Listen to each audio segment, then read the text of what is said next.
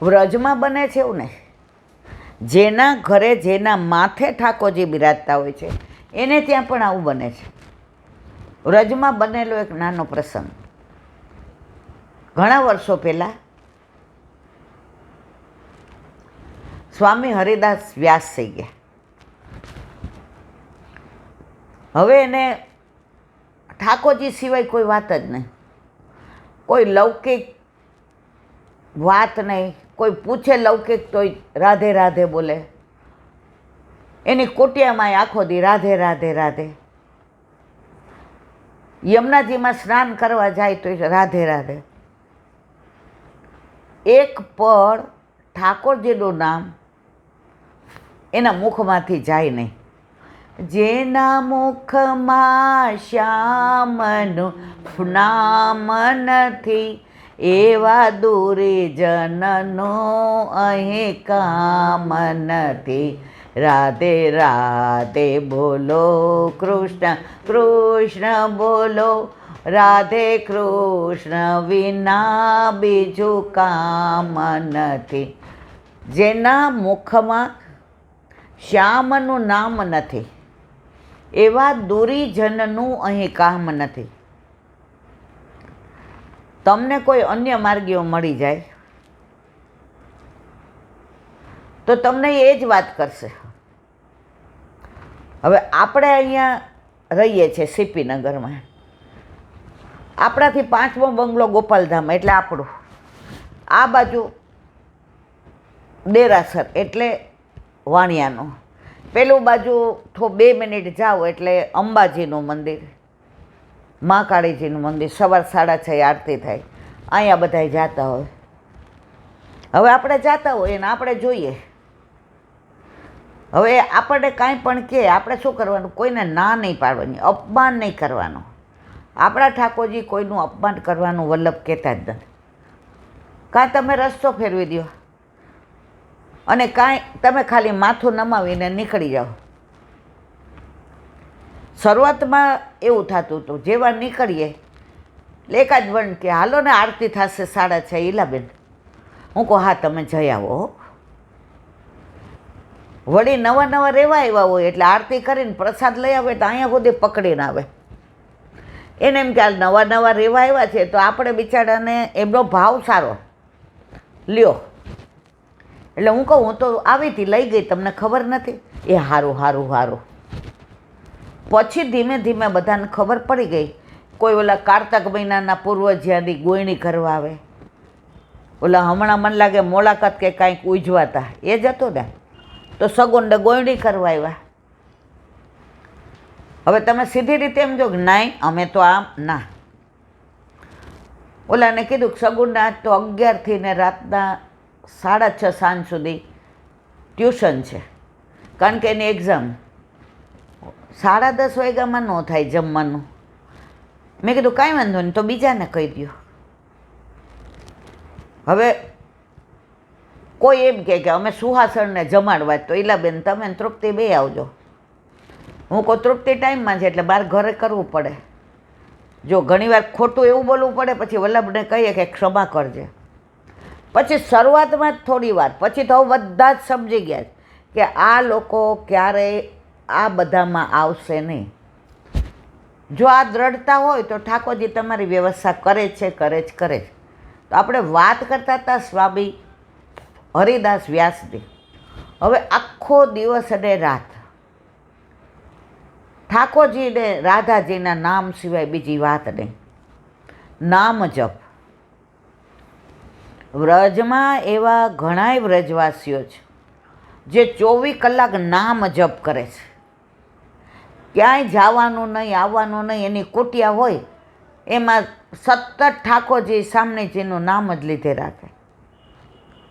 પછી જ્યારે દેહ ધર્મ આવે કે ભૂખ લાગી કે કાંઈ બીજું કાંઈ, ત્યારે થોડી વાર ઊભા થઈ સ્નાન કરી મધુકરી કરી અને પાછા પોતાની જગ્યાએ બેસી જાય. રસ્તામાં કોઈની યારે વાત નહીં, દુસ્સંગ ન લાગે એનું બરાબર ધ્યાન રાખે. અત્યારે સૌથી તકલીફ હોય તો દુસ્સંગની. તમે બહાર નીકળો તો તમને કોઈક ને કોઈક એવું મળી જ જાય, તમને એમ કે અમારે આમ ને અમારે તેમ. તો એવા સ્વામી હરિદાસ એકવાર નામ જપ કરતા હતા અને એક જોકું આવી ગયું. તો એને જોકું આવ્યું તો એવા દર્શન થયા કે સામનેજી ઠાકોરજીના શૃંગાર કરતા હતા અને ઠાકોરજી સામનેજીના શૃંગાર કરતા હતા. તો ઠાકોરજીએ સામનેજીને શૃંગાર કર્યા ને એ શ્યામ સ્વરૂપના કર્યા અને સામનેજીએ ઠાકોરજીના શૃંગાર કર્યા એ ગૌર સ્વરૂપના કર્યા. તો સામનેજી ઠાકોરજી લાગે અને ઠાકોરજી સામનેજી લાગે. અને એવા દર્શન થયા કે એને સાક્ષાત જાણે બે યુગલ સ્વરૂપે પાસે આવી અને ગલબાહે સામનેજી ઠાકોરજીને ગલબાહે અને ઠાકોરજી સામનેજીની ગલબાહે આંખ ઉઘડી ગઈ. હવે કે છે મને આ સ્વરૂપના દર્શન, આ શૃંગારના દર્શન, આ સામનેજી ઠાકોરજી બન્યા અને ઠાકોરજી સામનેજી બન્યા, એટલો વિરહ થાય, એટલો વિરહ થાય. એકવાર પાછા દર્શન આપો મારા વાલા, એકવાર પાછા દર્શન આપો, મારી પાસે આવી જાઓ, મારા ઉપર કૃપા કરો. પછી તો દેહાનું ભાન જતું રહે, બોલે તો એ જ વસ્તુ એ જ સ્વરૂપનું વર્ણન કરતા હોય. સ્નાન કરવા જાય તો એને યમુનાજીમાં એ જ દર્શન થાય, ચાલીને આવતા હોય તો એને નાના છોકરાઓ દેખાય એટલે એ જ દર્શન થાય. રાતના પછી એકવાર એટલો વિરહ થયો, એટલો વિરહ થયો, એટલો વિરહ થયો કે ઠાકોરજી આવીને કેવું પડ્યું સ્વપ્નમાં, બાવા મેં આ રહ્યો હું, બાવા મેં આ રહ્યો હું. આ સ્વામી હરિદાસ નહીં પણ નરહરિદાસ, જો નામ ભૂલી જવાય છે. આ વ્રજના સંત છે નરહરિદાસ. રાજી થઈ ગયા. હવે એવું બન્યું, મથુરામાં એક મીઠાનો વેપારી હતો. એટલે મીઠાની બોરી ભરી ભરીને આવે, એણે જે ઓર્ડર કર્યો, અને રોજ જે ટ્રક ભરીને આવે, ઓલા મજૂરિયા ઉતારે અને એના બધા મજૂરિયા હોય એ બધું ગોઠવી દે કે ભીનું ન થાય, નીચે ભેજ ન હોય, ન તો મીઠાને તો ઓગળતા વાર ન લાગે. લૂણ કહે ત્યાં વ્રજ ભાષામાં લૂણ. એકવાર એવું બન્યું કે આ લૂણની મીઠાની થેલીઓ આવી તો એક નાનો થેલો આવ્યો ને એ સૂકા મેવાનો હતો. એટલે ઓલાએ કીધું, એ કે શેઠ આ બધી લૂણની છે પણ આ એક સૂકા મેવાની છે. એ કે આપણે સૂકો મેવો મંગાવ્યો નહોતો, બિલમાં જોયું તો બિલ સૂકા મેવા પ્રમાણ લીધું હતું. શેઠ કે સારું ચલો, ઠાકોરજીને એવી ઈચ્છા છે કે હવે આપણે સૂકો મેવો એ વેચીએ અને જો સારું જાય તો આપણે હવે સૂકો મેવો મંગાવશું. એ કે આ મોટા તગારામ નાખ, મોટું એક મિનિટ. તો સૂકા મેવાનું તબડકામાં નાખ્યા તો સુંદર રાધા કૃષ્ણનું સ્વરૂપ અંદર, અને નીચે એને જે પેલી બેજ હોય એની અંદર લખ્યું હતું નરહરિદાસના ઠાકોરજી. અહીંયા નરહરિદાસને દર્શન આપ્યા, બાવા મેં આ રહ્યો હું, બાવા મેં આ રહ્યો હું. અહીંયા એ સૂકા મેવાને મંગાવતા નહોતા, મીઠાની થેલીઓ આવતી હતી. આવી સૂકા મેવાની, કારણ કે મીઠામાં ઠાકોરજીને શ્રમ પડે અને સૂકો મેવો તો આરામથી આરોગે. તો ઓલા જેવો સૂકો મેવો નાખ્યો અંદરથી ને રાધા કૃષ્ણજી, અને નીચે બેઝમાં લખ્યું હતું નરહરિદાસના ઠાકોરજી. શેઠજી તો રાજી થઈ ગયા કે હા હા હા મારા ઉપર તો કૃપા થઈ. પછી તો એને પંચામૃત સ્નાન કરાવ્યું ને ઠાકોરજીની સેવા કરે અને કહે કે આજ તો સામેથી પધાર્યા છો, હવે હું તમને ક્યાંય જવા દઉં નહીં. હવે સેવામાં એટલો આનંદ આવે. અહીંયા તો સૂકા મેવાની દુકાન ચાલુ થઈને ઠાકોરજી લઈને આવ્યા હોય એમાં શું કહેવા પણ હોય. પછી તો સંત મહાત્મા બધા આવે ને ભજન મંડળી થાય ને રાસ ને કીર્તન ને જમાવટ થાય. હવે એક સંત પધાર્યા, એણે ઠાકોરજીને દર્શન કર્યા નીચે લખ્યું હતું નરહરિદાસના ઠાકોરજી. શેઠા ઠાકોરજી ક્યાંથી આવ્યા? હવે સાચી વાત કરે તો નરહરિદાસ લઈ જાય અને ખોટું બોલે તો ઠાકોરજી માફ ન કરે. એટલે વાણિયા હોય એ શું કરે? હબો હબ વીંજાણીને મારી આંખ મીચાણી. એટલે એને જવાબ શું આપ્યો? મને ખબર નથી ક્યાંથી આવ્યા. સંત મહાત્મા તો વ્રજના પહોંચેલા હતા, સમજી ગયા.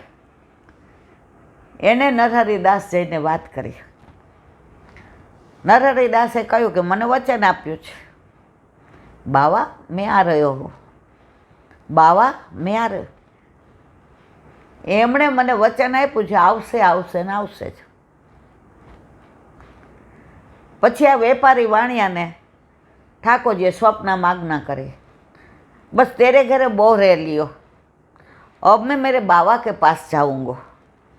अरे मारा वाला હું न जावा दो, देख मैं अपने आप आया हूँ, तूने बुलाया नहीं है, तूने कोई मनोरथ नहीं किया, मैं अपने आप आया हूँ. अगर तू नहीं वहाँ मेरे को रख जाए, मैं अपने आप जाऊँगा. અને એ ઠાકોરજી પછી નરહરિદાસને ત્યાં પધરાવી દીધા. આ કોઈ મારી કે તમારી કોઈની બનાવેલી કપોળકલ્પિત વાર્તા નથી. આજે પણ આવું બને છે. અમે 1996 કે 94 વ્રજમાં ગયા હતા. ત્યારે તમે નહોતા આવતા, કારણ કે તમારા પ્રેસ અને છોકરાઓ નાના હતા. એટલે છોકરાઓને 3 દિવસની રજા હતી. એટલે મેં કીધું હું આ બધા ભેગી જઈ આવું. ત્યાં ગોકુળમાં ગોવિંદ ઘાટ ને ઠકરાણી ઘાટની વચ્ચે